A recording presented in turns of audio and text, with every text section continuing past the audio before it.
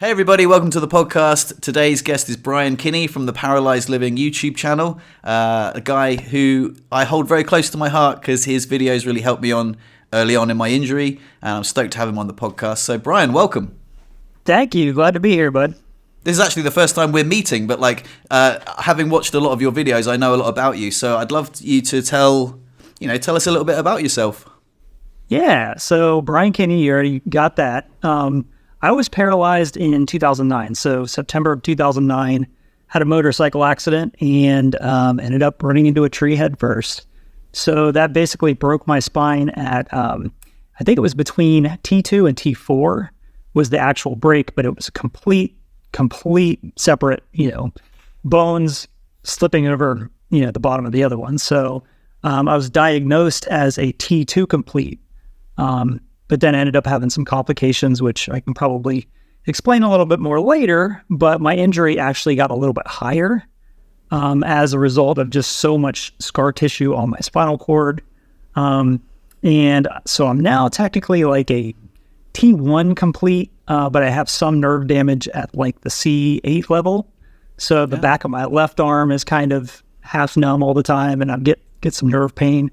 But I mean, I still have full strength, which is what I was really trying to make sure I keep, because arms are kind of important when you're paralyzed. So absolutely, yeah. I didn't know that you had the higher up damage and you had nerve pain in your tricep. So right, so it was called a syrinx. Syrinx is when the spinal cord fluid, it can't flow around the spinal cord because there was so much scar tissue, so it ends up soaking into the spinal cord. And I didn't really notice it was an issue until it started soaking up above my injury level. And then that's when I'm like, wait a second, something's weird with my arm. And I remember it was weird because I was sitting at my desk at work and I picked a scab on my arm, but I didn't know it because I couldn't feel it. And there was blood on my desk. And I'm like, wait a minute, I didn't even know I did that. Wow. So I called the doctor and I'm like, called my original surgeon. I said, is this something I should worry about? And he's like, you need to go to the ER now and get an MRI. So that's when they found the syrinx. That was only like 6 months after my accident. And the accident was in September of 2009. So, oh, no. Yeah. So I had two surgeries. I had a surgery for that. And then I started losing more sensation. I had another surgery. All of that was done locally. And then after that, I'm like, I don't trust this surgeon. I don't trust this guy that's operated on me twice and it continues to get worse. So I went out to Colorado. It's called Craig Hospital. It's pretty well known in the States, but it's like one of the best spinal cord injury rehabilitation centers, but they do post-injury surgeries. And one of them is to correct a syrinx. So what he did was the good doctor went in and put basically kind of a stent around the spinal cord so that scar tissue couldn't reform as it had done the past two times. So knock on wood, that was 2012, and I'm still haven't gotten worse, haven't gotten better, but like I said, my biggest thing was just trying to maintain my hands because I do so much with my hands and strength and everything. So, but yeah, of course, man. Yeah, that's important, and it's so lucky that you, I guess, found that at the time and got to see a good doctor before it got any worse. Right. Yeah. So, but I didn't really say a lot about the accident itself. Do you want me to go into? I was going to ask you, if you don't mind, if you can go into as much detail as you care to, but tell us about the day of the accident, what you felt and how it happened. And I'd love to hear it in more detail. Yeah. So I used to commute to and from work on my motorcycle. And it was just pretty much any normal day. It was a Friday. I was getting ready to go home from work. And right in front of my office, there's a pretty busy street that has a bunch of parallel parked cars, lined on it. So I was making a right-hand turn out of the, parking lot of my work. And I'm looking, past these parked cars and I'm like, I think I'm good. I knew the speed limit was 35 miles an hour, so I'm like, nobody's coming. So I started to pull out, and there was somebody doing about 55 coming at me. So I cranked on the throttle to get out of their way, And luckily I got out of their way, but I got a little too close to the curb. And at that point in the road had started to curve. So I got a little too close to the curb. There was a bunch of just dirt and sediment in the curb area, and it made the bike wash out from under me. And there just so happened to be a tree right on the side of the road. So I hit the very base of the tree right on top of my helmet, which luckily I had a helmet because it's completely caved in. I can show you what that looks like. I don't know if I showed it to you in any of my other videos, but if I wasn't wearing that helmet, I mean, I would have been dead. So, but I was knocked out cold. I mean, I woke up in the hospital. I'll kind of backtrack a little bit. The other good thing is that somebody did stop. The woman that was speeding did not stop, but somebody else stopped and saw the accident. There happened to be a police officer right across the street at a bank. So they ran across the street. The police officer called the medic. The medic was actually at the top of the hill, literally a stone's throw away from me. So it was just very, very convenient in that situation that I wasn't out in the middle of nowhere, because I used to ride my bike, in pretty rural areas just for fun. And had that happened, I would have been potentially dead, So they picked me up. You got like a medical assistant straight away, basically, because there was a medic just down the road. Right. And they, I was knocked out cold, but once they took me to the hospital, I woke up when they were getting ready to put me in the MRI machine. And I'm like, where the hell? I had no idea where I was. I was so confused. And they're like, don't worry. They're like, you had a motorcycle accident. We're here to help you. We're going to, see what damage has been caused. But it was at that point, they're like, can you wiggle your toes for me? And I said, no. I was trying. Can you move your legs? I said, no. And they're just like, just be calm, and we'll see what's going on. Don't worry about it. So that was kind of my thing at that exact moment. I'm like, all right, just relax, be calm. And then it's so bizarre because like when you think about hospital workers, I feel like they're so removed from what actually the trauma that's in front of them. And I remember them talking about what they were going to do over the weekend.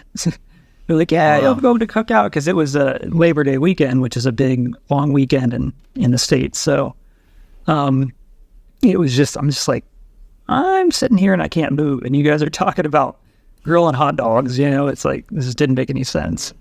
Yeah. So how did that make you feel?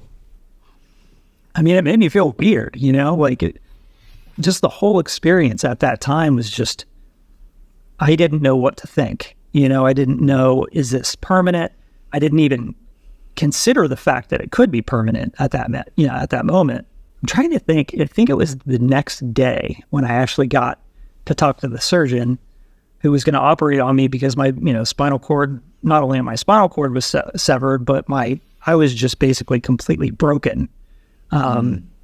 And that Monday was going to be Labor Day. So nobody was going to be working that day. So I didn't get operated on until Tuesday. And keep in mind, this happened Friday. So I was sitting there with a broken back for like 4 days. Oh, no, that's awful. Oh, yeah. Man, because it's a holiday. Oh. Yeah. And I was in so much pain. I mean, like, wow. I don't know if you had the button, like the morphine button. Yeah. Yeah. And they said I had hit that button like 176 times within like 5 minutes. I'm just like, yeah, man, but I mean, I was zonked, man. I was so drugged up. It was really crazy. So when they actually did tell me that I was going to be paralyzed, it was weird because my two best friends were in the ICU room with me, and the surgeon just happened to come in at the same time. And they asked, how soon will he be able to walk? And the surgeon says, well, he'll never be able to walk again. And that's how you heard for the first time?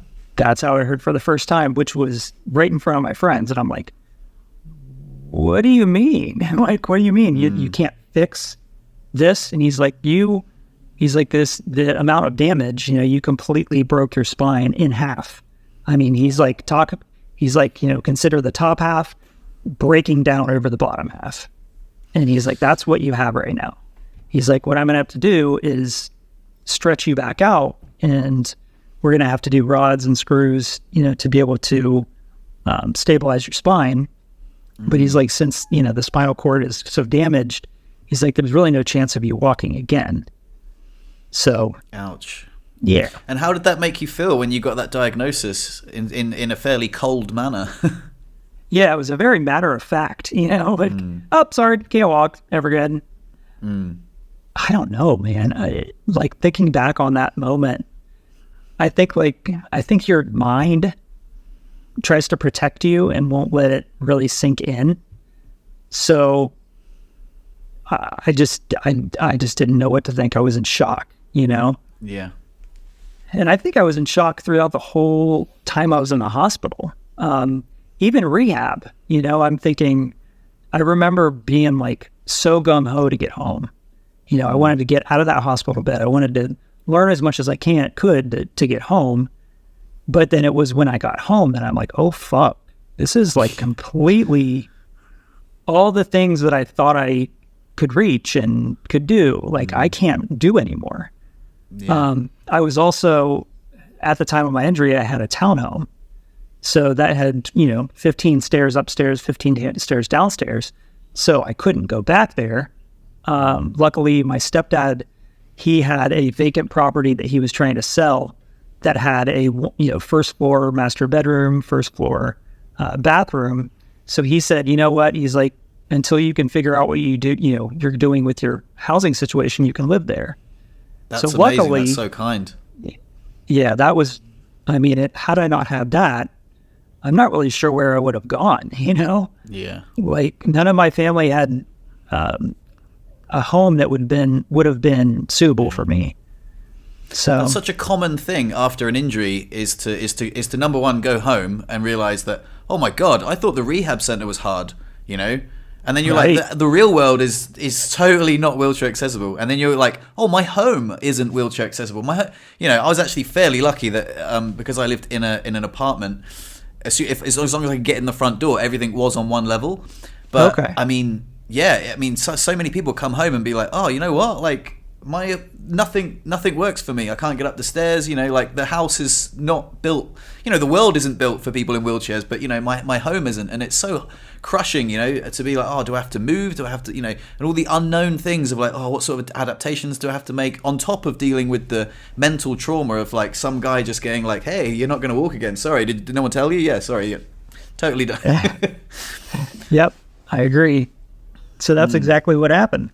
As you explained it, Yeah, so I remember when someone told me that I would never be able to walk again, I went through a stage of denial, like, no, surely not. Like, you can fix this. Like, people, I didn't know about spinal cord injuries. Once you know about spinal cord injuries, like, oh no, you hear about people getting spinal cord injuries and without any, how can I put this delicately, and they're like, oh, I'm going to walk again. You're like, well, good luck. Like, there is a chance, but you've got to come to terms with the fact that, that chance is very slim, and walking probably is not going to look like it did before your injury, if at all. And yeah, I was really gung-ho about smashing rehab and getting my walk back. And yeah, and also that I remember going through a really dark period of, if I can't walk again, I don't want to live again. I'm a snowboarder. I identified as a snowboarder, a mountain biker, a chef in a busy kitchen. If I couldn't do any of those things, who was I? I am those people. Now what I'm just fucking, I don't like using the word in a derogatory sense, but I'm just a cripple. I don't want to, I don't want to be part of this club, and it was really hard for me to accept at first. And I remember my mum and dad being really upset at the language I was using, like saying that I didn't want to live anymore, and yep. And yeah, even I'm almost a bit ashamed because I guess you don't really know like what your life is going to look like at first, and then being like, oh, I can't believe I was going to give all this up, because it's not guaranteed that your life's going to be awesome after injury, but it's certainly I guess it's just unexpected, isn't it? It's just so much unknown. And on that note, I kind of wanted to ask you, if you could go back in time, is there any sort of advice that you would give to yourself, after getting that diagnosis? everything you just said is exactly how I felt. But I think if I had to go back, I mean, it would just be to not be so hard on myself, because I'm kind of a perfectionist, and I like things the way I like them. And I struggled so hard with that in the beginning because there was so much I couldn't do myself. And I would basically just say the biggest things that helped me get out of the rut were baby steps, as far as, getting back to driving, doing my own bowel program, learning how to cath myself, getting all that stuff under control slowly but surely is what kind of led me to feel like, okay, this is going to be okay. But I think I made a comment on one of your videos that I said, I'm not really sure I would change that much, because so much of that trial and error is kind of what led me to appreciate what I have now, and I don't know if I would have changed that much. There's definitely things I could have done that make it easier, for example, like I think you had mentioned in one of your videos, man, I didn't know if I could just get cheap portable hand controls, I'd be back to driving, Yeah. That was something that I didn't think I could do. I thought I'd have to pay the $2,000 to get, hand controls installed in my car. Yeah. So that was a little bit of a bump in the road. And also, if I could go back and have one extra surgery to correct the syrinx, I would have gone straight to Craig Hospital and just knocked it out. But I had to be under the knife several times. I mean, it was like, and each time it's basically like you're starting all over again, with the pain and rehabilitation and stuff like that. So I don't know. I don't know if I'd really change a whole lot, but that's probably what I'd change. Yeah, if I could go back, I wouldn't change anything. There's so many things. The struggles that I went through made me so much stronger now, if you know what I mean. And but I think if I could have offered myself some advice, and the way I'm framing this question is, if I could offer myself some advice, if people that are newly injured would listen to this and they'd be like, oh, okay. So what I'd say to myself is get some hand controls and start driving immediately, because getting your independence back is like getting your life back. It's very important. For the longest time, I was having my girlfriend drive me around, and I felt more of a burden, because I was like, oh, okay, if we go out, we have to go out together. And then, just being like, oh my God, I can get my wheelchair in, like I can go, like this is awesome. And then slowly by surely getting your life back, and it's never going to look like it did before. But I can't believe I waited so long to get those hand controls. As soon as I fitted them on my car, I was like, oh my God, I should have done this months ago. They just literally just screw onto the pedals and I'm off and I'm away, So it was, so 100% would do that. And then I guess like not to put so much pressure on myself to walk again. And again, like I said in that video I made recently, like hindsight's 2020. That like I didn't know that I was gonna have a great life, and it's not a given. You can't just go back and say, "Don't worry, you're gonna actually be happier. You're gonna be more content with less things. It's gonna be great." At the time, you're grieving the person that you used to be, that identity that you held on to so hardly. You're like, "Oh my God, I'm not that guy anymore," and that's so hard. Hard to not be the guy you've always identified with. And how did that affect you, like, because you were the guy who was, driving and on a motorbike and now you're the wheelchair guy and you didn't ask to be part of that club. So, how did that make you feel? Well, kind of like you said, that you had your own identity. My identity, I've always been a car guy. So cars, motorcycles, anything that was mechanical was huge to me. Fixing things has always been a big deal to me. So I felt like I lost so much of that because I thought, I'm never going to be able to work on cars again. I'm never going to be able to, enjoy. I'm never going to be able to climb on my roof and fix, shingles that fell off, or I'm never going to, be able to crawl onto the sink and fix the disposal. Like it was those things that I was thinking, my life is over. Like I'm going to be sitting here in a wheelchair the rest of my life and not be able to do anything for myself. Somebody's going to have to wipe my ass, That was tough. That was really tough for me because I've always been independent. I've never asked for handouts. I had a job since I was 11 years old, So I'm like, now I don't have any of that. So I kind of went in a spiral was kind of like you did. Just depression, just really upset, and saying nasty things to my family, even though they were there to help me, and I was an emotional roller coaster, I guess I should say, because there's days that I would have great days. I'd do really well in rehab, and then I'd get home and just be staring at the wall, and I'd just get so low. And it was very up and down for quite a while, until I figured out how to drive again. And that was kind of my first nugget of, okay, now that I have that means I can go back to work, because I had to find a way to get there. I wasn't going to have my family take me to work and pick me up every day. So getting back to work and driving were pretty much my first two big, hurdles that for myself, I wanted to get back. And I was really bummed because I used to drive manual transmission cars, and, I had to sit there and look at my car sitting in the garage like, I can't drive that, So, and I worked so hard for that car. I was so pissed. I'm just like, man. So I ended up selling that car and then got an automatic, which is fine, but that wasn't me. That wasn't my identity. So I completely get where you're coming from. Yeah. No, I understand. Thanks so much for sharing that. And on the subject of work, in fact, if I could go back in time, even to not when I was newly injured, but just a couple of years ago, I would have said to myself, hey man, go back to work. It'll give you a sense of purpose, and it will give you a new sense of identity. You may not be a chef in a busy kitchen, but you can be really cool, on the phone, hello, Skiddy Gonzalez, this is Fred. I really like my job. I really like being part of the team. And being part of a team and coming back to work is so important. And the sense of community, the sense of I'm earning. And I think it was just really, I would have loved to have gone back to work earlier. But I remember you went, I saw in your videos, but I'd like to hear it from you. You went back to work at the law firm you were working at, and they made some special arrangements. And how did it feel, going back to work?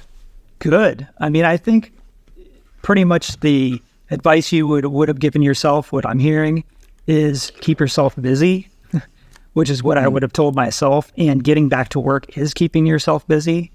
Luckily I was able to go back to the same place that I worked at prior to my accident. And they, made accessibility changes like automatic doors, and I'm trying to think what else they did. They ended up paying for a desk that I could use with a standing frame. So that was really cool. But they were totally cool with, letting me go back part-time right at first, just to see how it was going. That was one thing that I knew I needed, because I was still in, outpatient rehab, and I still needed to take care of those things for myself, but I also wanted to be able to work too. So that's what I did. And honestly, I went back to work within 3.5 months of my accident, which is pretty quick compared to a lot of people. Had I been still working on cars, which was my prior job, I wasn't working in an office, that would have been a little bit harder of a transition. But I was lucky in that fact that, they were like, cool, let us know what you need. They were super supportive once I got back to work. I worked with a lot of younger people my age, and they were just all rallying. I mean, they had raised some money for me to help pay medical bills, and just cool people, just people I enjoyed to be around.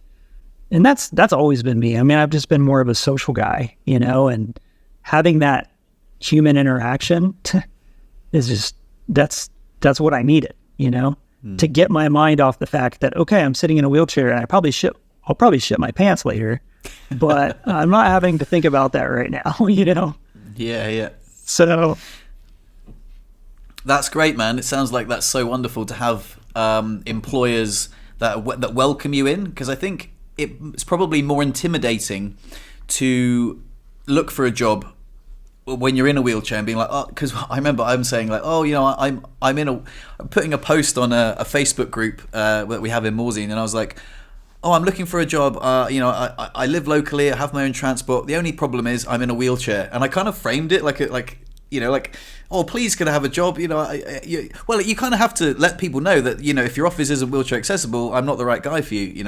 Right. But then circle back to like the next time I put a post on, I was like, as a wheelchair user, I offer a unique perspective to the workplace, and it was a bit more positively framed, because I know that I can do a job just as well now, like after being in an office. If you've got an office that I can get into, I can pretty much do the job to a high standard. But yeah, I remember being a bit bashful about asking for a job because, the only problem is I'm a wheelchair user, and it's kind of almost adorable really, but at the same time, I think maybe it was easier for you having an employer, like knowing that you can do the job and be like, oh, Brian, we're going to make all these, adjustments for you. Please come back to work. And that must have been amazing. That was amazing. Yeah, and I completely agree. I mean, had I not had that to go back to, I probably would have waited longer, and I could have, stretched out my depression a little bit longer than I did because like I said, I get stir crazy. I don't even now, I don't even sit on the couch and watch TV. I just don't, I'm not the couch potato, I got to get shit done kind of person, or just spend time with my family. I mean, that's a huge thing I like to do. That's a huge part of who I am now. I'm a dad. So, and it sucks too, because that's part of the reason why I haven't been making YouTube videos recently. I'm so focused on making sure that, I'm there to see her grow up, especially in the age that she is. She's 5 years old, and I'm like, I remember 3 years ago seeing something online that said, you really only have 5 years of having a small child. 5 years goes by like that, you know what I mean? So I'm like, you know what? I think I might step back because I love making videos, and I would love to continue doing it. But it was taking too much time away from, the editing. I mean, you know how that goes. Editing takes longer than making a video. So, yeah, eventually I'll get back to it. But that's kind of what went down. Well, I really want to ask you about your YouTube channel. But before we segue away to that, I heard an interesting statistic on a podcast recently. And it said that when your child moves out, when she is 17, 18 or whatever, you've already spent 97% of the time you will ever spend with your child. Once they move out, the rest of it is going to be 3%. And I was like, whoa, that's crazy. That's a crazy statistic, not just for the parents, but for the child. If you tell the child, by the way, the rest of the time that we've got together is the 3%, and it's kind of it's an odd statistic because your time together is so intense at the beginning, but right. Once they leave the nest, it's very, very rarely that they come back, and I think that's a great thing. That's how we evolved, to not be so needy, but it's just a crazy statistic, and I don't know if you'd heard of that before, but yeah, that's what I mean. You want to savor that time, while she's young, and it's a great attitude to have. Right. Yeah, it goes by quick, and it's so funny because I'm used to just being busy with, the family. But like you said, I'm like, I was looking at my retirement account the other day, and I'm like, what the hell is retirement going to look like? Just me, like me and my wife just doing nothing? Like, that's going to be weird, because I'm so used to being busy all the time. But that's why I'm not pushing retirement anytime soon. You've got these people that are like, oh, I'm going to retire when I'm 50 or 45. I'm like, the hell are you going to do with yourself? I need to do something. I need to feel like I'm, contributing to society in some way, 100%. So. I actually felt like I had retired when I had my accident because I was, luckily enough, I was financially stable. I had like some fundraising and the healthcare here is really good. So they were paying me some, like it's called assurance malady. So I felt like I was retired, and you know what? Like, for everyone who's looking forward to retirement, it's tough. For me, I found it. You've got all the. To be fair, I started a YouTube channel, I started a podcast, I was doing artwork, but to self-motivate, to put it in perspective, after I got a job, I was way more productive. It's so weird. If you give me a to-do list and all day to do it, I'll just procrastinate all day. But if you give me, a structured routine, I will slot in those gaps, and I will I'm so much more productive when I have that structure and routine. And I think maybe, I wouldn't idolize retirement because it can be a challenge, Yeah. Yeah. And I really want to be able to travel, but then I'm like, well, what's that going to look like?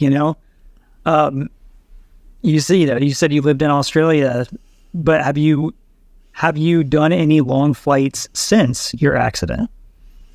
No, I haven't. I've only flown to the UK and back, where my family live, and I haven't done any. I think because I travelled a lot before my accident, I feel like I've got the travel bug out of me. I wouldn't mind going on small holidays, but again, it sounds a bit defeatist, but honestly, like traveling in a wheelchair is just, like life is hard in a wheelchair. I mean, a lot of people do it and fair play. I wouldn't try and discourage anyone, but I feel like I'm in that, I've just turned 41 and life goes by, man.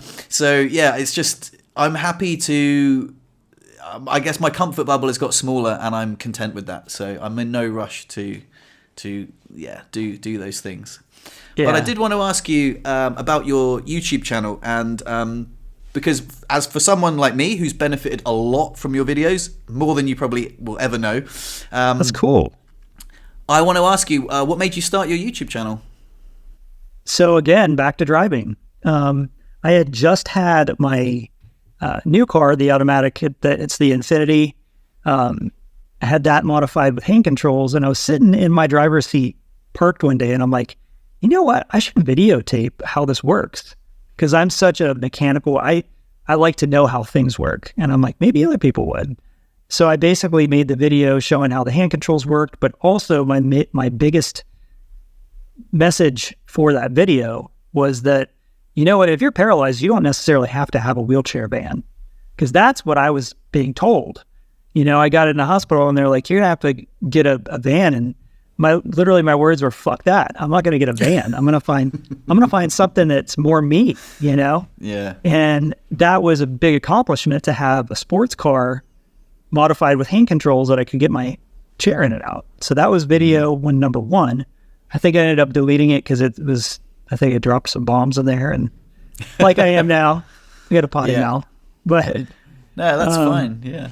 But then that led to, once I figured out how to do a floor to chair transfer, that felt like good information for other people to know. So I walked them through that, and pretty much the YouTube channel just took that path of, one of my terms is get busy living or get busy dying, and that was pretty much the message I wanted to relay. Just like you, here's how it can work.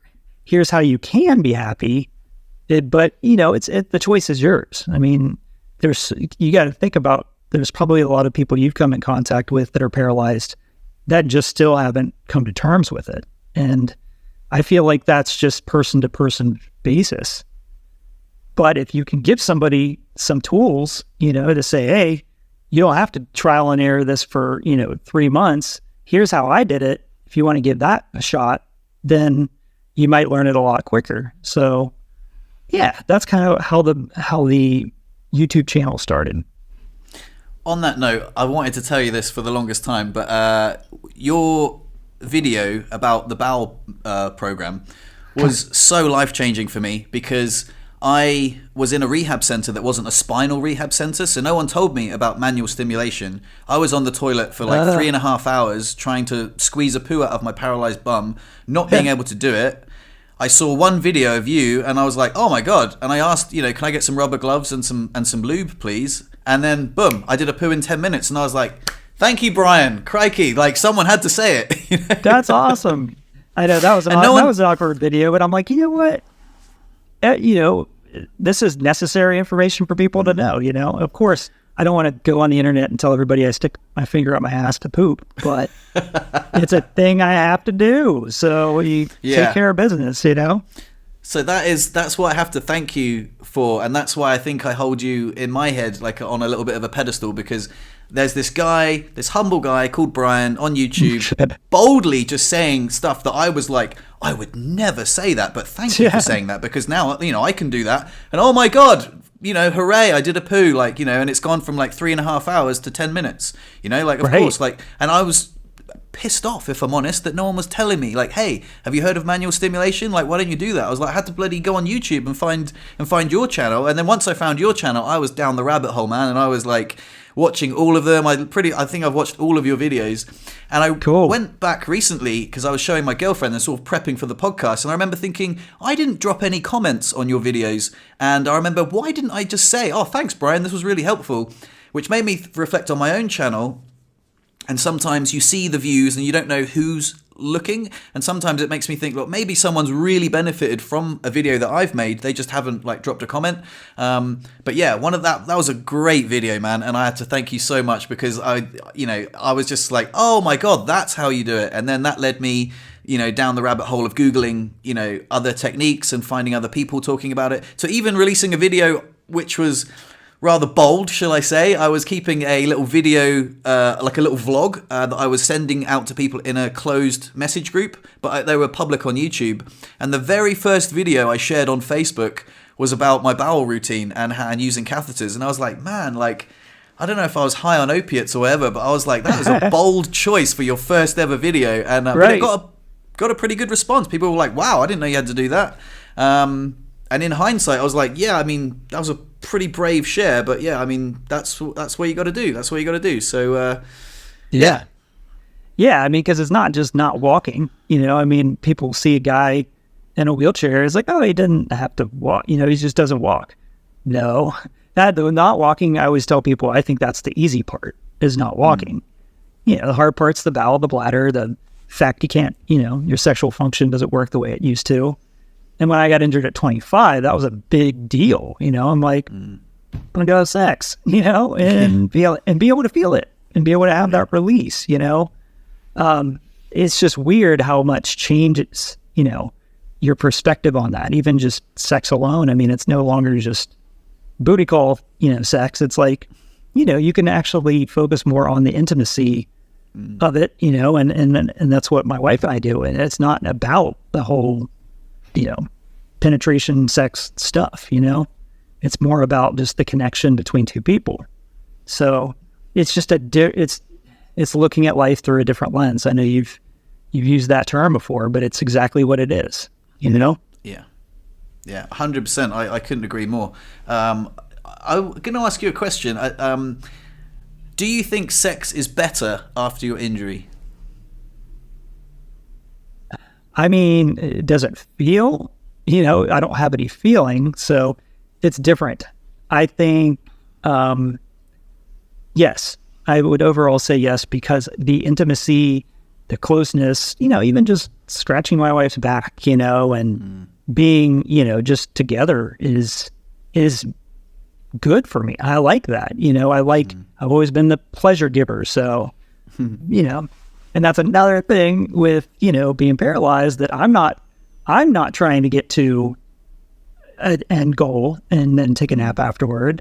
So I can give you three orgasms and you're, happy as can be. So I feel like I'm probably a better lover post injury than I was pre-injury, just because I'm not like, you don't get that like flick of the switch after you come and you're like, all right, I just want to, you can go away now, like that kind of sensation.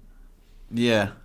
So I think sex is better after my injury for sure, but then in full disclosure, I do have sensation. It's certainly limited, and sex is certainly very different, but I have a bit more movement, like because you're paralyzed from here, so like the nipple area, and I have my abs, and I have some sensation in the top of my thighs, but I also suffer from spasticity, so I don't really have a lot of voluntary movement, but I can sort of get around in the bed a little bit, and also have like, I don't know if you have this, but I have heightened erogenous zones. So for example, like I can pretty much have a whole body orgasm from getting kissed on my neck, which is really nice. It's, for some reason, it's just super sensitive, and I'm like, whoa, and it's quite glorious. And I think, and just exploring sexuality in a completely different way has given me such an insight on what intimacy looks like after an injury. It's blown my mind how, I guess, I wouldn't say I was a bad lover before my accident, but this is sort of, I've stepped up to like a different tier of like, wow. And also, like you say, like so I can't ejaculate without vibratory stimulation, which also I got from your video. Thank you very much. Cool. That's awesome. And so like when we're making love, there's no rush, there's no, I'm not gonna, you try as hard as you want. I'm not gonna get there before you, if you know what I mean. Right. So right. It's really lovely. And there's, and I don't know, it's just also, I think there's another thing that happened, conversation and honesty, honest conversations about intimacy. Those things bring you closer together before you even get intimate, I don't know. For me, it's been, so I think the reason I brought this up was because I think if you're newly injured and you're like, shit, what does sex look like after my injury? It can be really good. I know it's really scary. Like, I to be, again, in full disclosure, I went for about 18 months after my injury without being able to feel my dick at all. It was completely numb. And it was only until about a year and a half later, I started getting sensation back. And luckily, I got a vibrator and, used that technique. And, pop goes the weasel. And I was like, holy smokes. Oh, my God. Praise the Lord. Yeah. So it's like seeing an old friend, come home from a long trip. It's like, I remember you. Yes. Yeah, I remember the first time I did post-injury was probably 7 years after my accident. Maybe. Wow. Yeah, I mean, it was a while. Now, I don't know if it was quite that long, but it was a long time. At least 4.5 years where you're at. Then I'm like, holy shit, I just came and this is amazing, And the reason we were doing it was to try to start a family. But even just being able to see it, just having the mental knowledge that I was able to do that, and it was great. It was great. But for me, it was very uncomfortable. So I get autonomic dysreflexia. What level are you? Are you below like T7? T12, yeah. So it's quite low down okay. compared to yours, yeah. Okay, so yeah, T7 and above, autonomic dysreflexia is just, it's your body's response to overstimulation, and you get a huge spike in blood pressure. You start sweating. You feel like your head's going to explode because of that blood pressure in your head. So that's what I experienced the first time I ejaculated, was just a pounding headache. And I'm like, oh, wow. Well, that was horrible. It was a horrible experience getting to that point, but at least I got to see it come out and know that I can produce a sample, if we want to do fertility treatments and stuff like that, because it's very important. You have to be able to clean the pipes, so to speak, so you can make sure your sperm's good enough, for creating a child. It's a whole thing. It's a complicated process. Yeah, that's so awesome. And also, I think one of the things that I love about your channel is that you've shared that journey with your audience. And it's so lovely to be like looking at your old videos and being like, oh, this is how I do things, to being like, oh, and even the sex after spinal cord injury, the intimacy after spinal cord injury videos that you did were really enlightening. The, how different ways that you can ejaculate were very brave, very, very brave. And again, for people like me, like, oh wow, amazing, like maybe I'll try that. And yeah, in full disclosure, it didn't work for the longest time, and I gave up. And then again, I tried probably about a year later, and I was like, oh wow, okay, cool, that works, that's great. And actually, for me, it is quite pleasurable, which is awesome. I can imagine it being quite like, oh, I did it, but I've got a pounding headache. That wasn't very enjoyable or desirable to repeat the process. Right.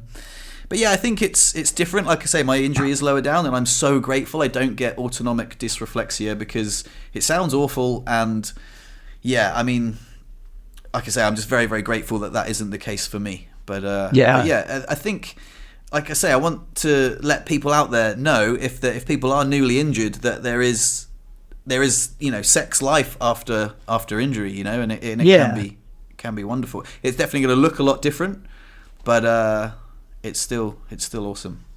And that's kind of that. I always think about, like, if I were to walk in a room to my 25-year-old self and tell him everything that I know now at 39. I don't know, even if I told myself that, I probably have been like, you're full of shit, man. Like, there's, because your life is so ingrained at that point, what you're used to. You'd be like, dude, you're full of crap. My sex life is never going to be as good. To say it's better, which it is, would be, I feel like at that age, kind of hard for me to wrap my mind around. So I don't know. I've told people the same thing. I've gone back to rehab, and I am a peer mentor for newly injured people, but I think they're still in the denial stage that anything I tell them is just not, it's just kind of going in one ear and out the other. Eventually, I've had people reach out to me 4 years after their accident and say, you know what, I get it now. I get what you're talking about, that, this is doable. It's not, life isn't over. And they're like, thank you so much for, everything you've done. And I'm like, absolutely. Because that's what I wanted in the beginning. I remember being in the rehab hospital. I'm like, yeah, you therapists know kind of how to help me. I want to talk to actually somebody who's doing it. Somebody that actually is in my shoes. Because that's another reason I started making the videos. They had tried to teach me ways to roll over in bed. Once I got home, I figured out a completely different method that worked way better. And the reason I did that was because they don't know how to roll over, with only having shoulders, and and a head, basically, and 2 arms. Because I'm paralyzed from the armpits down, So I figured I could show people how that works from somebody who actually experienced it. I don't know. And were you surprised at how popular your videos are? Yeah, I mean, in the beginning, I didn't. They weren't super duper popular, but so the one video that kind of made the channel blow up a little bit more, I think, was the getting dressed after a spinal cord injury. I'm sitting there in my underwear, and the comments are just, you got I understand it. I'm a perv at heart. I want to see how that stuff works. But, 3 minutes and 32 seconds, I can see your dick, like, come on, you're full of shit, But that one, after, I don't know, 8 or 9 years, it's got like 1 million views. I'm like, I know. So either somebody's coming back to spank it, or there's that many people, There's that many people watching it, so and it felt good, That felt great that I could show people how to do that, and and if they got something else out of it, so be it. Whatever, doesn't bother me.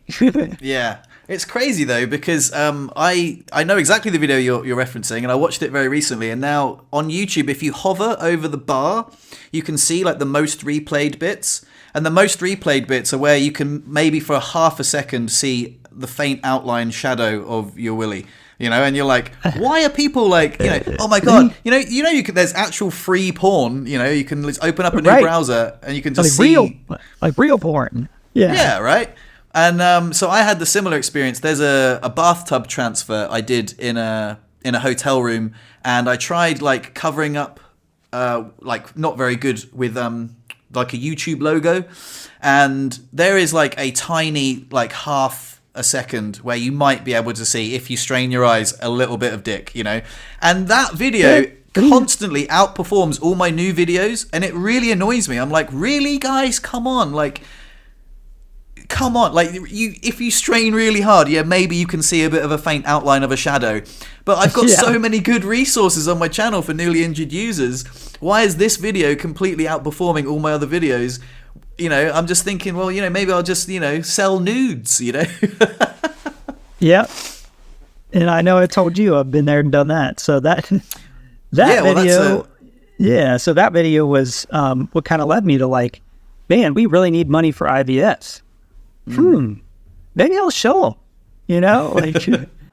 It's a perfect segue. I've been gagging to ask you more about it actually, but we're there already. But yeah, so please continue.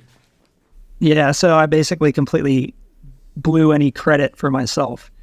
But, I did some nude pictures and stuff to raise money for IVF. I mean, we did 4 fertility treatments. So by the 5th time, we were already $50,000 in debt. And I'm like, well, not necessarily completely in debt, but we had spent $50,000 and, we still didn't have much to show for it. So I'm like, you know what? I don't care at this point. I don't know about you, but like nudity became very like nonchalant after I was in the hospital. You've got people wiping your ass. You've got people, in and out, changing you, doing all this stuff. So I got to the point where I'm like, yeah, that's my dick. Yep, you've seen it. And I didn't care. So I'm like, maybe these people, like devotees, do you know what devotee is? I do, yeah. Maybe you can explain it. So devotees are people that are either sexually or emotionally attracted to people with disabilities. And I thought that was super weird at first. But once I actually gave myself a chance to kind of get to know a couple of them a little bit better. And I'm like, okay, so you've got a kink, which I understand, that's kind of a taboo thing to be sexually attracted to somebody in a wheelchair. But I don't think it's that different from somebody who's an ass man or, likes giant boobs or, it's just a different kind of thing. So I'm like, you know what?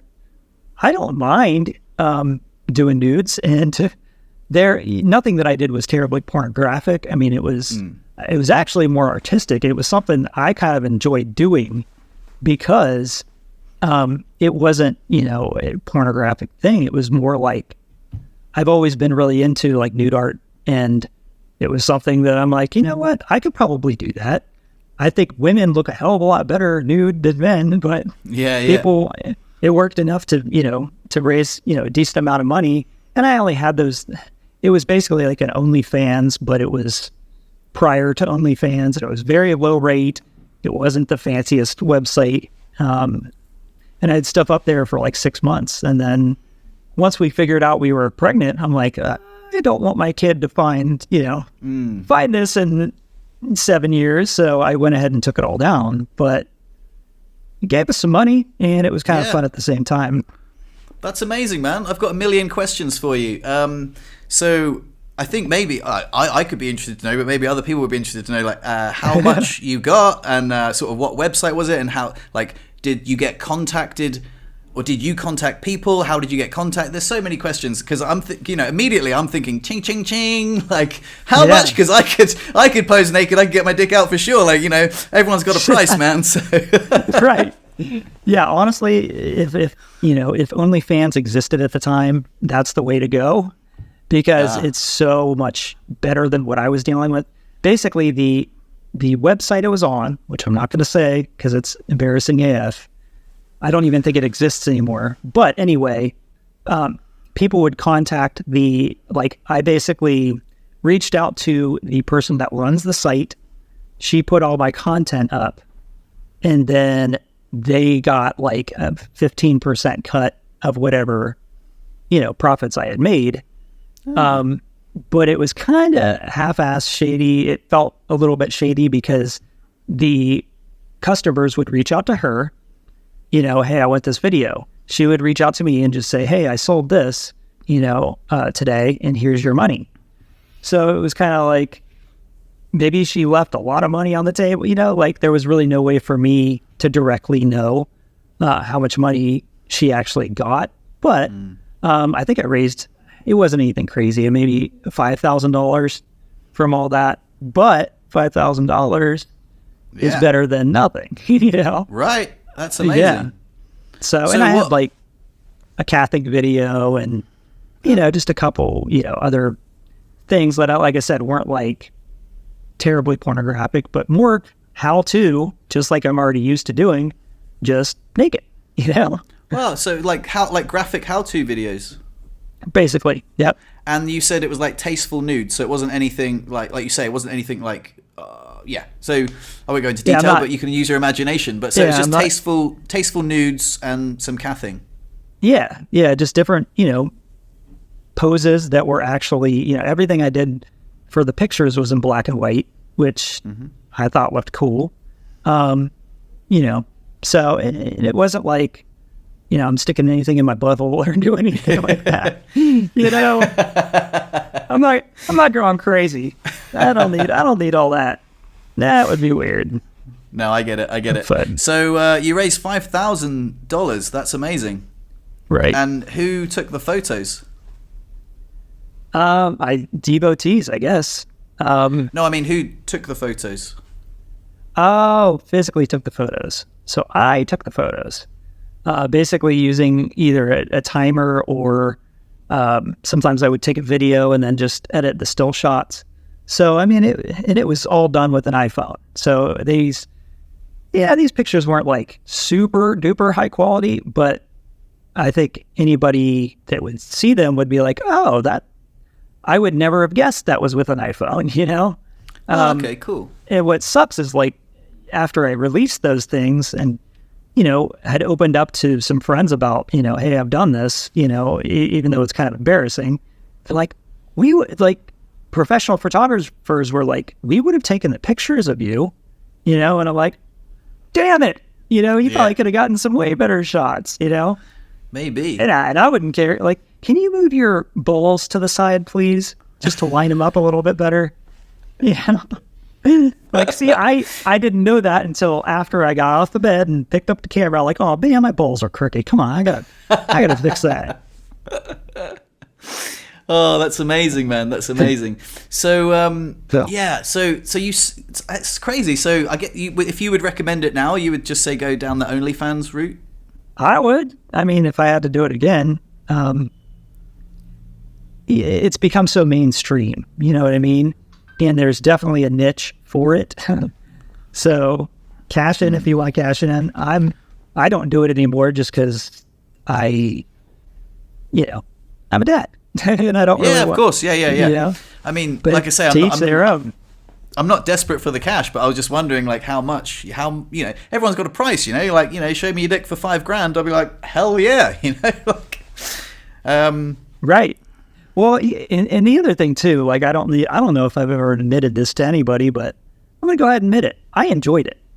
It was kind of like a different sexual release for me, that it was itching a sexual side of me that I hadn't ever done before. It's like how a blind man's sense of touch gets better. It was just that whole thing where I was kind of going down a different avenue for, it was kind of a turn on to be able to turn other people on. I don't know if that's just a weird mind, mind thing sexy. or what. But that's right. And that was a big thing that I felt like I lost after my injury was, I was 25. It was in the best shape of my life. Felt most attractive. I was never cocky or anything like that. I was always very humble, but I felt attractive at that time. So I felt like I got taken down, to just a cripple in a wheelchair.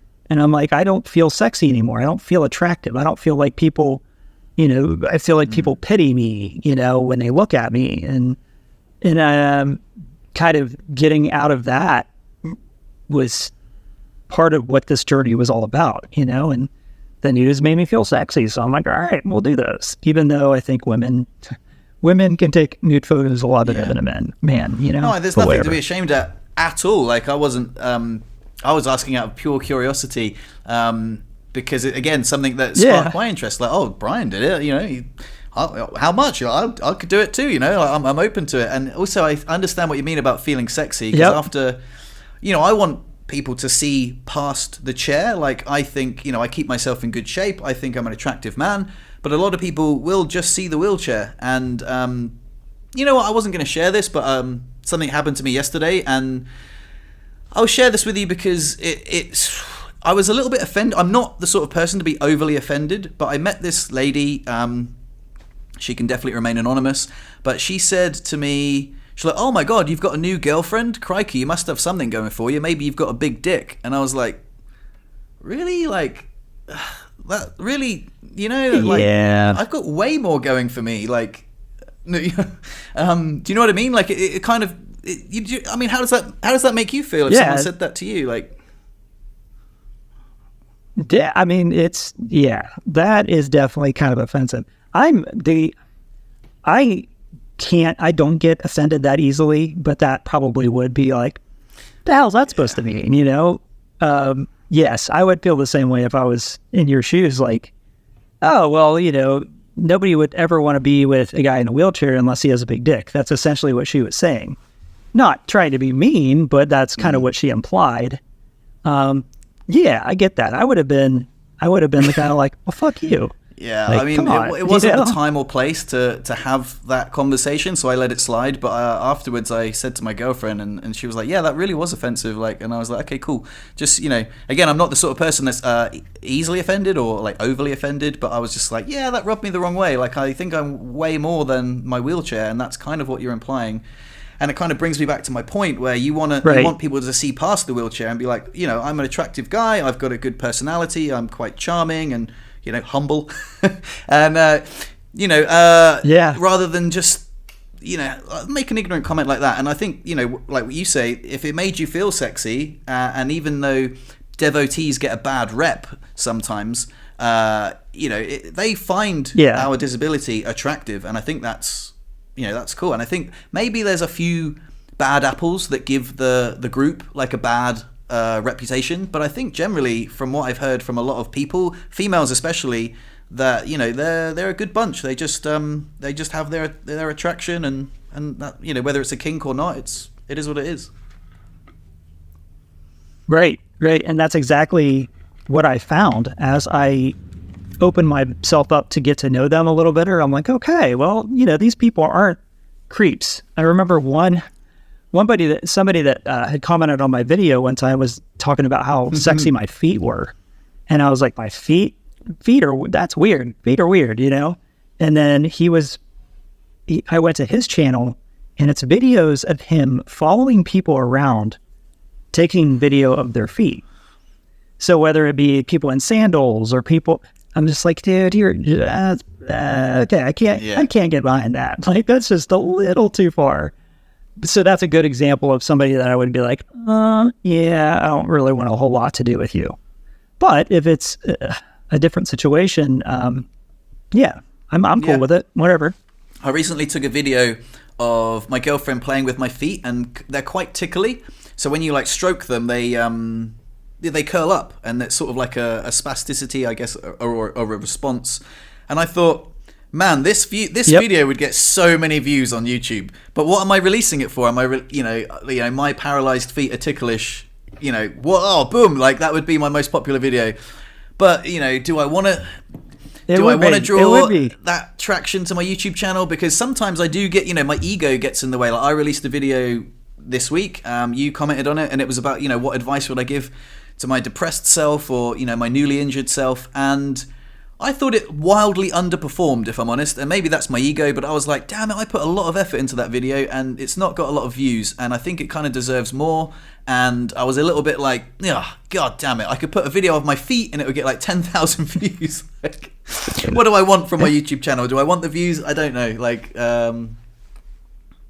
right.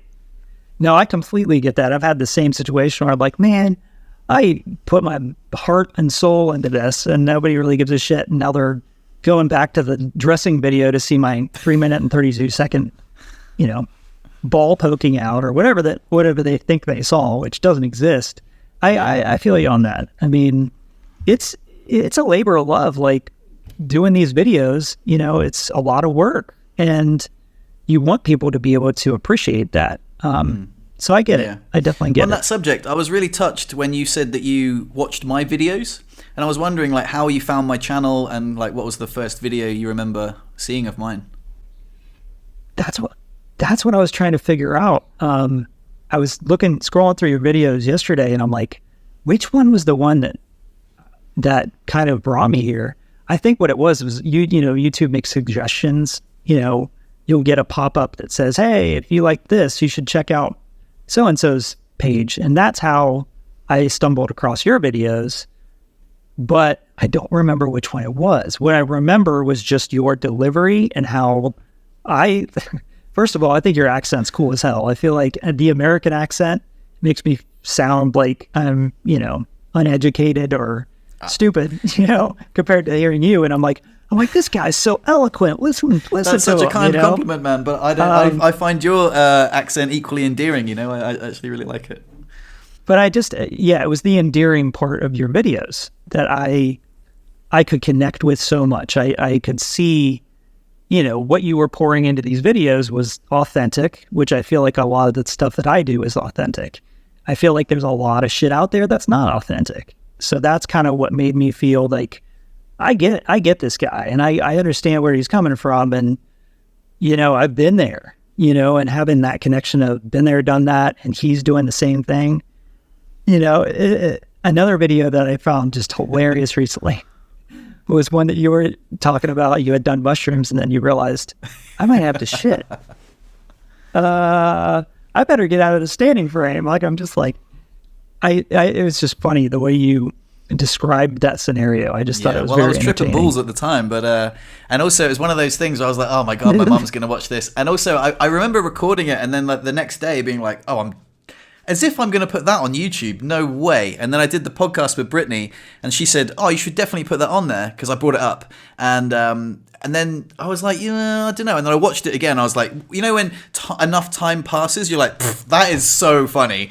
I was like, I should definitely put that up there, because it's really funny, right? So, and then I put it up there, and and in the end, I was a little bit scared of like, oh my God, what if it goes viral and everyone sees it? And obviously it didn't. But I remember thinking, what if my work colleagues see it? What are they going to think? And no one ever mentioned it, so they probably don't watch my YouTube channel. So maybe I should just check myself a little bit. But yeah, it's not like the whole world is going to see it if you put it on YouTube. Yeah. But some people watch it and they think it's amusing. So right, you brought up a good point. Like, kind of going back to the OnlyFans thing.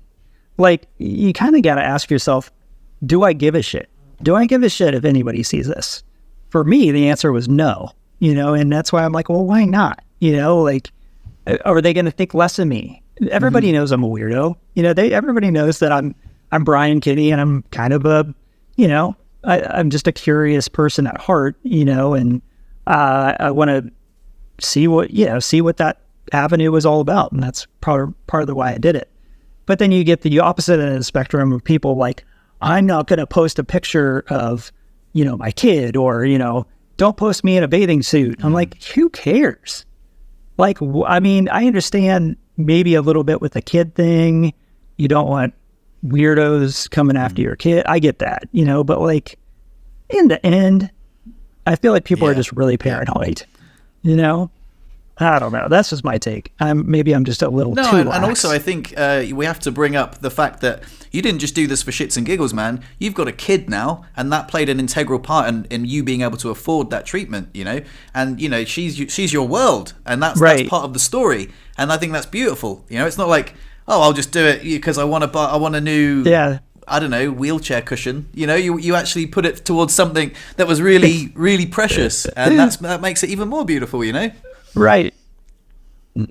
Yeah, I mean, it's a win-win. So, yeah, man, it was definitely expensive of a process, but it's one of those things that I would do again in a heartbeat. I won't do it again in a heartbeat because I only want one kid. But what I'm saying is, there was that whole process. That was a 4-year process, and each time you plunk down a ton of money. And each time you go through all these appointments, and my wife went through all these shots and all this shit for months, and then only to get a call and say, oh, sorry, you weren't successful. And that is a slap in the face. I mean, and it's an emotional roller coaster. I mean, I would think, and so I always think trying to go through all the fertility stuff was almost worse than becoming paralyzed, just because there's, if not as bad, just because it's such an emotional, it takes such an emotional toll, and then we had done an IVF, which is $15,000. Sorry for your luck, that didn't work. And then we did three in uterine inseminations, which is basically what they do is, that was after I was figured out how to ejaculate. They take the sperm, they wash it, they inject it directly into the cervix, and hope it finds, an egg. So we had done these 4 treatments over the span of 3.5 years that hadn't worked. So I'm like, man, we have to do IVF again, which IVF is when they collect eggs, they collect the sperm, they put them together in a petri dish, and then put the fertilized eggs, the embryos back in. But I felt like I was so callous to the fact that, I had been burned so many times that once we did get the call that said, you're pregnant, that was a shocker for me. It was almost as shocking as saying, you're never going to walk again. I don't know. Maybe not, but I just feel like it was very, it's just like, oh my God, it finally worked, and I'm going to be a dad. This is insane, It was such a mind-boggling experience. I remember looking in my backyard thinking, there's probably going to be a swing set there one day.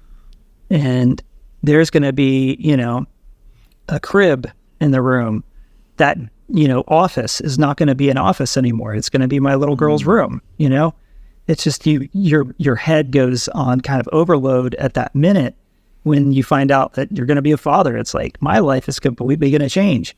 My sports car is going to have a baby seat in the back, like, what the hell is this?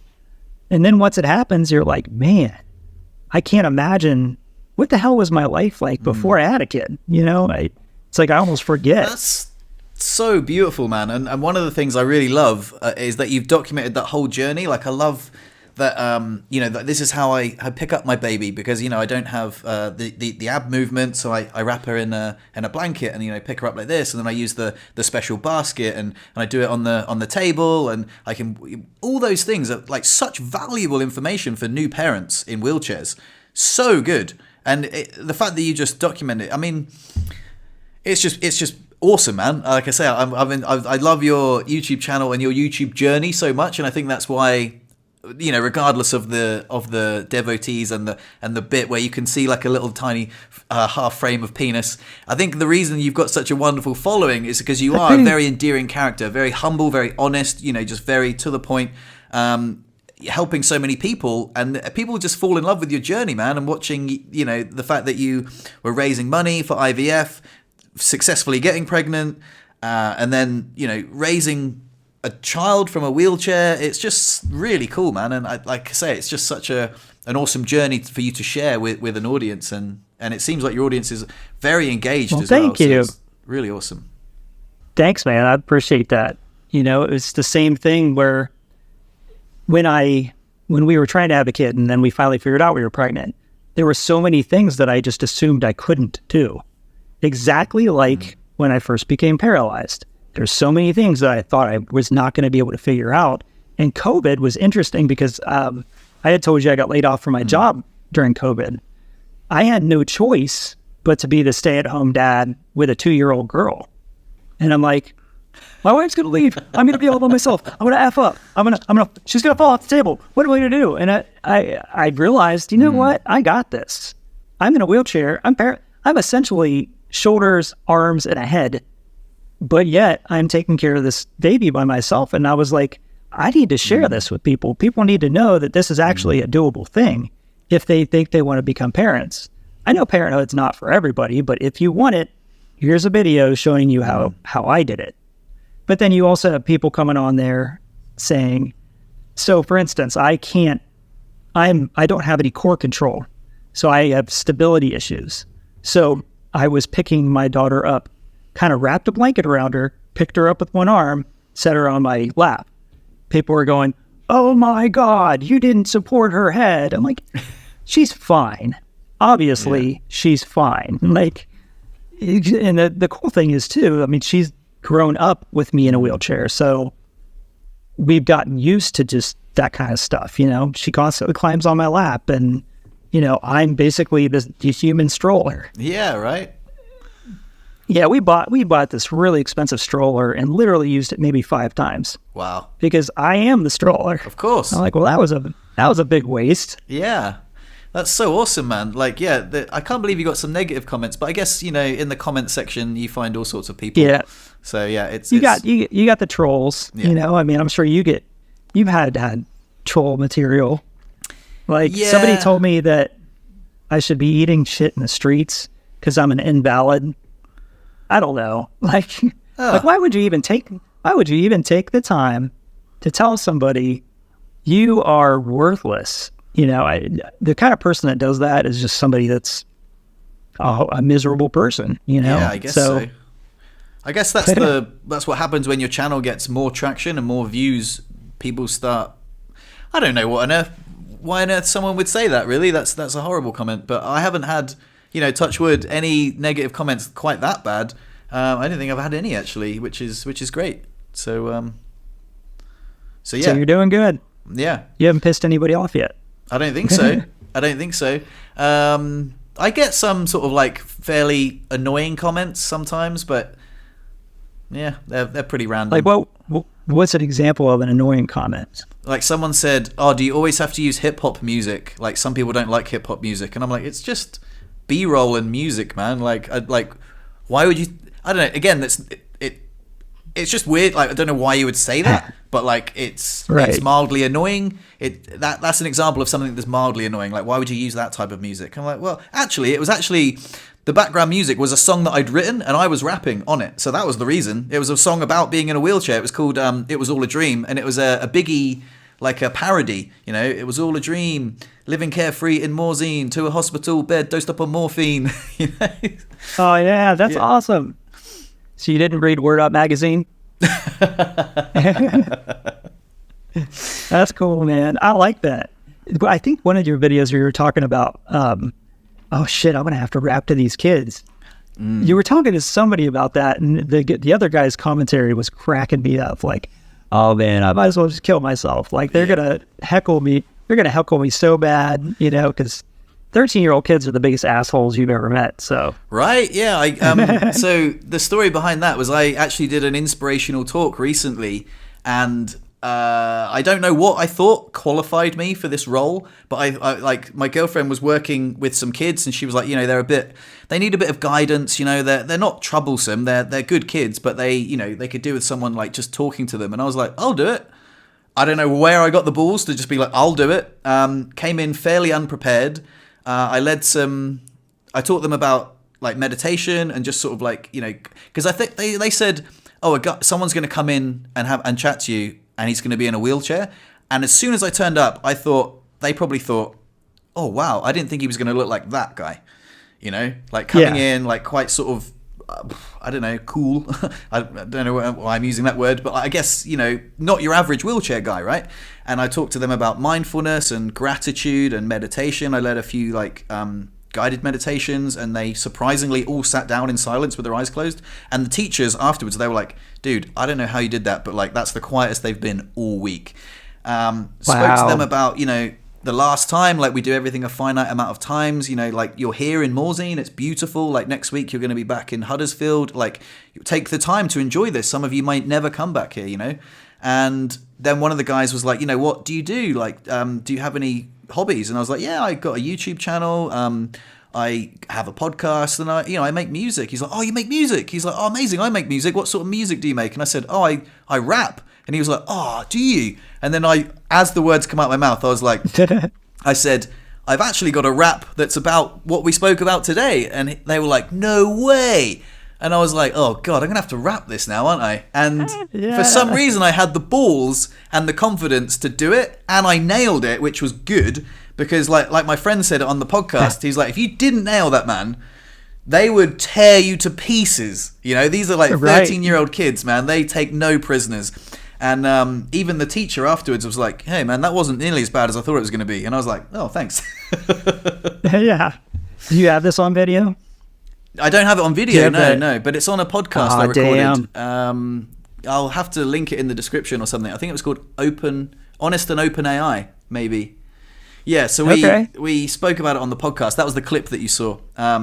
So I rapped to these kids, and luckily enough, after I finished, they were like, that was awesome. And I was like, yeah, that was pretty awesome. That was, You're like, yeah. I nailed it. And luck would have it. I did nail it, and I wheeled out of there like kind of like I've made an impression on these kids' lives. It was pretty good. Then for some reason I went in there with nothing to lose, like, and in a remarkable sense of misguided confidence that I was going to nail it. Did nail it. Yeah. And then the next week, Chris was like, "Oh, do you want to come and talk to the new lot of kids?" And I was like, way more nervous because like word had spread that it was there's hype. Yeah, and hype had built up. And then the new set of kids came in, and I was a bit more nervous. Crikey, like the first time I had nothing to lose. This time I've got to make lightning strike twice, and it was all right. It didn't go as well as the first time, but I read the room, and I was like, I'm definitely not rapping to these kids. Like, I've done my bit. I've done my, I've given them the talk about gratitude and mindfulness and everything. But like, know when you're ahead, man. Quit while you're ahead. Like, don't go rapping to these kids. They're not on your side just yet. So. Damn. But yeah, I did awesome, couple man. of inspirational talks, which was really what's the word? Unexpected. I hadn't anticipated doing an inspirational talk for teenagers, but I did it. I had a guy reach out to me recently who's just been newly paralyzed, and he actually got paralyzed here in Morzine, coincidentally, but he doesn't live here. He lives back in the UK. So he got paralyzed in a mountain biking accident on a run that I know very well, that I used to really enjoy. But yeah, he messaged me saying, "Oh, thank you so much, for taking the time to chat with me." And I'm like, "You're welcome, man." It's almost like I've been waiting for this moment, and I've got this whole back catalogue of YouTube videos that could help you, and I've sort of been signposting him to your content, Wheels to Walking, and lots of brilliant content online, which is amazing. And I love being that. I love being able to be in a position to help people in need. And I just wondered if you resonated with that. Yeah, I mean, I've had the same exact experience where. So wait, you were saying that he was also in a snowboarding accident? A mountain biking accident. Mountain biking accident. Okay. I was going to say, like, I feel like whenever I get somebody that has a motorcycle accident, and they can really relate with, the same exact thing happening to me. That's why I was asking you if you had any peer mentors that were, or any people that you peer mentored that were in the same exact kind of accident. But even with people that aren't, it's huge. I mean, it makes me feel good to at least be an ear for them, even if they're pissed off and upset. I mean, that was exactly where I was at that time, and I'm glad that they can relay that off me. And I think you and I are good people to be peer mentors because we get it. There's nobody else that these people can talk to that are going to understand as well as we do. So yeah, I mean, I completely agree. It's that giving back that just feels good, and just being humble in the fact that, we understand that there's not a lot that's shiny and bright about this kind of an injury, especially in the beginning. Like, I mean, I'll never forget when I was in the ICU, they had me on so many opiates and so many painkillers that my bowel would not move. So they were basically pumping me full of these, laxatives, just trying to get my bowels to move because they didn't want me to get completely impacted. Of course, I have a massive blowout. And who comes in to clean me up? Two beautiful, like 22-year-old, nurses or patient care assistants. And I'm like, you gotta be kidding me. Like, why couldn't it be like, old lady Karen that comes in, with her flabby arms, wiping my butt. Yeah. They got to be these two gorgeous girls. But yeah, I mean, I don't know. That was a complete tangent off of our topic. But it was, No, it was good. It happened. Yeah. In fact, one of the things that I realized in hindsight that I could have done when I saw your videos, firstly, I could have just commented and just said, "Hey, Brian, by the way, I'm really struggling. Is there any way of me to contact you?" And I think, well, I'm going to, go ahead and assume that you would be more than open to that and be like, "Absolutely, man. Like, here's my email or something." And yeah. And for some reason, when you see people on like the YouTube, you're like, "Oh, that's cool," but but it feels like, well, I just wanted to put it out there now on the public platform that, you know, if anyone's struggling at the moment and they see my YouTube channel, you can definitely reach out to me if you're struggling with an injury. Yep. I'm more than happy to, you know, talk with you. You can ask me questions or anything. So that was one of the things I would have loved to have done, because it's actually what I did with Richard from Wheels to Walking. I remember sending him a video, replying to one of his emails once, because he had an email list, and it was kind of a funny thing. I was like, do you know what? I kind of thought you were a bit. I think I said, I think you were a bit full of yourself when I first saw your videos, but actually I think you're really cool. And he was just like, oh, that's such a weird backhanded compliment, but he took it, and then we developed like a really lovely relationship with. You know, he really mentored me a lot through the dark times, and he had a comment on a podcast. It was Wheels to Walking podcast, episode 6. I remember it like it was yesterday, where he said something that really resonated with me when I was going through a really dark time, having lots of suicidal thoughts. He said, everything gets better after the first year, and if you can just make it, you know, to the anniversary of your, you know, accident, everything will be better, because right now you're looking back at times when you know, this time last year you were snowboarding, or this time last year you were biking, you know, like when you get to that 1 year anniversary, you're like, oh my God, this time last year I was laid up. I couldn't even move from the bed. You know, I was just out of surgery. This time last year I was figuring out my bowel routine and it was taking hours. You know, this time last year I couldn't even do a bed to chair transfer, you know, and that was taking me ages. And then all those little wins, you can look back and be like, oh my God, now look at me. I'm getting loads better. And I remember thinking, oh, okay, cool. Well, it doesn't mean I don't have to not kill myself. It just means I'm not going to kill myself now, you know. I can give it till January the 9th, you know. January the 9th is my anniversary. So why not?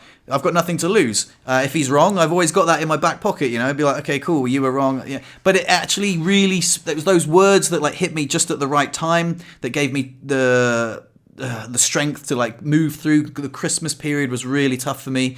And then, yeah, after my 1 year anniversary, everything did get better, and I was like, wow, that is cool. And I was looking back at the memories and being like, you know what, I have come a long way since last year. And I guess you don't really need to have that. You could just look back. But like I say, it's wonderful to signpost people that are newly injured to these wonderful resources, and also to let people know that, you know, behind the YouTube channel, we are like human, and we're like definitely reachable and Absolutely. contactable. Yeah, I mean, I would have done the same, exactly like you said. I mean, I would have been so happy to chat, you know, and I wish you did. That was part of the reason why I comment on your videos, because I want you to know what's going through my head, because I thought the same thing as you. Like, I watched hundreds of YouTube videos all the time, and I never give people feedback and appreciation for what they've done and let them know that it truly made a difference. And yeah, I mean, the fact that you did that for him, and I think that's fantastic. I'm not offended that you never commented on any of my videos, but I've had some comments on my videos that have really hit me hard, especially the suicidal, you know, thought. I've had people that said, you kept me from killing myself, point blank. You gave me the confidence to not kill myself, because they said, you know, I was on the verge of suicide. And I thank you so much for not letting me go down that path, because things are better now. And I have gotten control over my life. And if you think about, you know, you might have made that same impact on people, and maybe they just didn't comment, you know, but the possibility is there. It's a good possibility you've helped people, you know, get out of that funk like you were able to get out of that funk. And that's a huge deal. Had comments. Yeah, I've had comments similar. You know, I've had direct contact with people who's contacted me through my YouTube channel. Like, I've mentored people all the way in Australia, and you know, he said to me directly, he said, you know, you saved my life, man. Like, I would have killed myself if it wasn't for you. I've had comments like that on my YouTube videos, like, you know, this video saved my life. And yeah, it's really, I don't know, again, you're like, is that true? Are you blowing smoke up my ass? I don't know. Like, but it's certainly awesome. Like, it's like, well, if it did, that's brilliant. You know, my job here is done. And it's lovely how, like, I would say you, and especially Richard from Wheels to Walking, had a very direct impact on my early days. And, I would definitely credit Richard with, saying, I what's the word? He definitely played an integral part in me not killing myself. And I credit him with, my life, and it's wonderful. Now it's gone full circle, and now I'm creating content that helps other people, not kill themselves. And it's like, oh, amazing. It's just this wonderful, community of people that, life after spinal cord injury. Yes, it's tough, but it's doable, and it can be, fun and exciting and new and tough also, so it's really cool, man. Yeah. I just thought of one question that I did have for you. You are 4.5 years into your accident, right? Do you feel like you are ahead of the curve in your, I guess, timeline on that? Because for me, looking at you, I feel like you, and I know I told you this when we spoke yesterday, I feel like you have come so far in such a limited amount of time. And I just wanted to see if, when you're reflecting on that yourself, do you feel like you're ahead of the curve, so to speak? I think, not that there's I don't know. race. I haven't. Yeah, exactly. But I've got no comparison. I've got no one to compare myself to. There isn't another paralyzed guy behind the curve, if you know what I mean. Right. So I don't really know. But all I know is that I'm very, very lucky. I'm very lucky to live in a time where, for example, Richard started Wheels to Walking pretty much exactly when I got paralyzed. So there were new videos out every week, and I was like, holy shit, this guy's really, every week there's a new cool wheelchair video, and showcasing on what you can do in a wheelchair. And while some of the things didn't vibe with me, the most extreme things, the conversations he would have with people about being addicted to opiates, about having depressive suicidal thoughts, and having, they were very common. There's I was where you were, and it was hard. And Richard was I can relate, but how good is life now? And it's not bad. I'm like, okay, cool. Well, it's got to get better. Surely there's a recurring theme in all these videos, and it was so valuable for me. So valuable. And reaching out and nurturing a friendship with Richard was insanely valuable, and getting mentored from him, really. And it was just awesome. So I think I'm very lucky to live in a time where there's such valuable resources on YouTube. Your channel especially helped me so much in the early days, to be this guy's Brian. He seems to be sharing quite a lot, how valuable. And he also seems very happy. He's starting a family. Again, I sort of vibed more, instead of the extreme sports on the Wheels to Walking. It was when he interviewed a guy who was a dad, for example. I was like, oh, amazing! You can be a dad. You can lift your videos. It's perfect. It's not about reclaiming the extreme lifestyle I once had, but it's about knowing that if I wanted to be a dad one day, I could, and I could physically be able to do that, and I could be in a relationship, and see myself, love myself, see myself as worthy of love, and all these wonderful things. So there was some really cool thing. Yeah. So I think maybe if I do seem ahead of the curve, it's definitely, I'm standing on the shoulders of all the people that laid the foundations, like you and Richard and other things. So yeah. And I'm just doing my best to continue. That's cool, man. That's cool. And like I said, that's why we made those videos. I made my videos to kind of twofold, to prove to myself, to have something I can look back on and say, hey, I did that and I'm proud of it. And then also to keep other people from having to do so much trial and error. Because if I figured it out after, a month, and you can watch a video and do the same thing within a week, that's fantastic. I just saved you all that extra time and hassle of doing something. You were talking about peer mentorship, and it made me think of a story that's insane. So try to wrap your mind around this. I've tried to figure this out forever. I'm trying to think, it was 2 or 3 years into my accident. I got a call from the hospital that said, hey, we've got a guy in here that just had a motorcycle accident. He hit a tree just like you. Can you come in and talk to him? And I'm like, hell yeah, I'll come in. So I went in, and we actually developed kind of a friendship.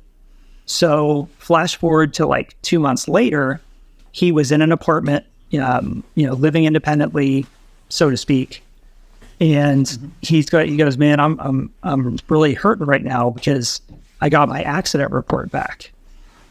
And I look at the accident report, and come to find, he hit the same tree that I did. He got paralyzed from hitting the exact same. Like, what are the odds? First of all, what are the odds that two people would hit the same tree and be paralyzed and get in contact with one another?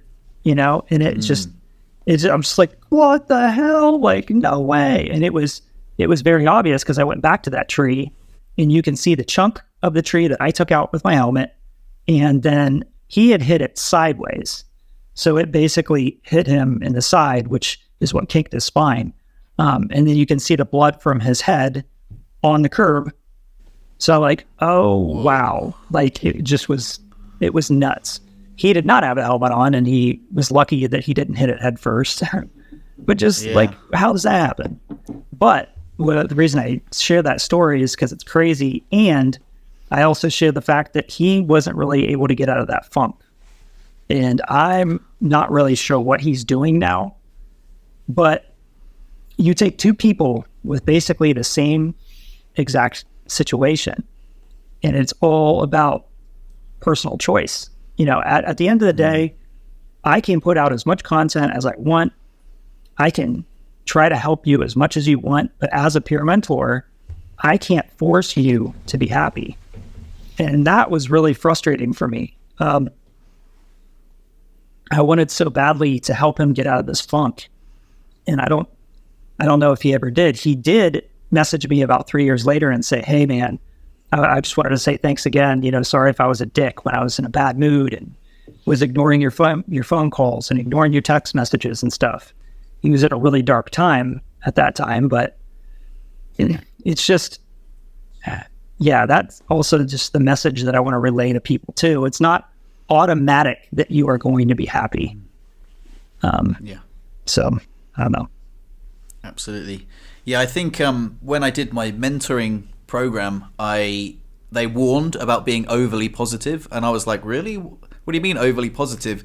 And of course, I think it's fine for us to have a conversation on a podcast, but if you're one-to-one mentoring someone, you don't want to be like, oh, hey man, don't worry, in a few years' time, it'll be sunshine and rainbows, baby. You know, you're definitely going to get through this struggle and you're going to be stronger. Like, that's not guaranteed.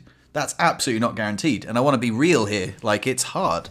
You know, it's hard. Like, I was moments away from making a completely different decision. And, you know, I wouldn't be here now. So I don't want to oversimplify things. And that's really good that you brought that up because, you know, we should end on this note that, you know, it's really tough. And we are two success stories. But, you know, not everyone can get to where we are. But I think it's nice to showcase disability as not something terrible. And, you know, I definitely don't think I would have got here without your channel, without Richard's channel, without the YouTube resources. But I don't want to oversimplify things and say, you know, it's a given, you know. Right. Your disability, spasm. Your disability doesn't automatically come with a positive mindset. You have to work for it. Yep. And then you brought up your spasms. That was going to be... I know, right on cue. That was going to be a completely different right on tangent. Cue. Spasms. It was going to be like, and there we go. What a beautiful end to the podcast. This because I need a wee, and my leg was like... Yep. Like, so as a... Get up and let's go pee. Well, that's cool, man. But I think that's a beautiful way to bring the podcast to a close. And ladies and gentlemen, Brian Kinney. And if people want to find you, how can they get hold of you? Paralyzed Living. If you just Google it, the YouTube channel comes up. I also have a Paralyzed Living Facebook page if you want to check that out. A lot of the content, like I said, is a little bit older, but still useful if you want to check it out. Awesome. Thank you so much for being part of this, Brian. I really appreciate it. Absolutely. Good chatting with you, man. We got to do it again.